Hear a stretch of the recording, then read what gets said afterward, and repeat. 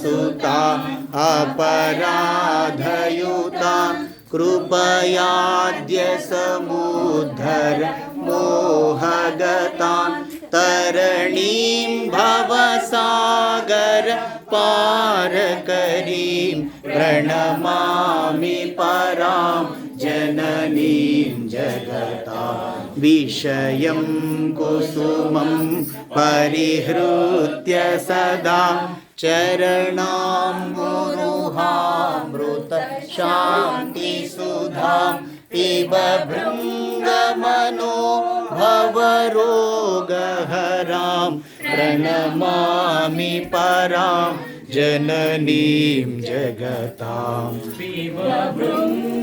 मनो भवरोगहरां प्रणमामि परां जननीं जगतां कृपां कुरु महादेवी सुतेषु प्रणतेषु च चरणाश्रयदानेन कृपामयी नमोऽस्तुते लज्जापटावृते नित्यं शारदे दायिके पापेभ्यो नः सदा रक्ष कृपामयी नमोऽस्तुते रामकृष्णगतः प्राणां तन्नामश्रवणप्रियां तद्भावरञ्जिताकारां प्रणमामि मुहुर्मुहुः पवित्रं चरितं यस्याः पवित्रं जीवनं तथा पवित्रता स्वरूपिण्यै तस्यै कुर्मो नमो नमः देवीं प्रसन्नां प्रणतार्तिहन्त्रीं योगीन्द्रपूज्यां युगधर्मपात्रीं तां शारदां भक्तिविज्ञानदात्रीं दयास्वरूपां प्रणमामि नित्यं स्नेहेन बध्नासि मानोस्मदीयं दोषानशेषान् सगुणीकरोषि आहेतुनानो दयसे सदोषान् स्वाङ्के गृहीत्वा यदिदं विचित्रं प्रसीद माता विनयेन याचे नित्यं भवस्नेहवती सुतेषु प्रेमैकबिन्दुं चिरदग्धचित्ते विषिञ्च चित्तं कुरु नः सुशान्तं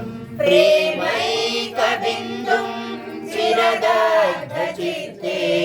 विषिञ्च चित्तं कुरु नः सुशान्तम् जननीं शारदां देवीं रामकृष्णं जगद्गुरुं पादपद्मे तयो श्रित्वा प्रणमामि मुहुर्मुहुः प्रणमामि मुहुर्मुहुः प्रणमामि मुहुर्मुहुः ॐ शान्ति शान्ति शान्तिः हरिः ॐ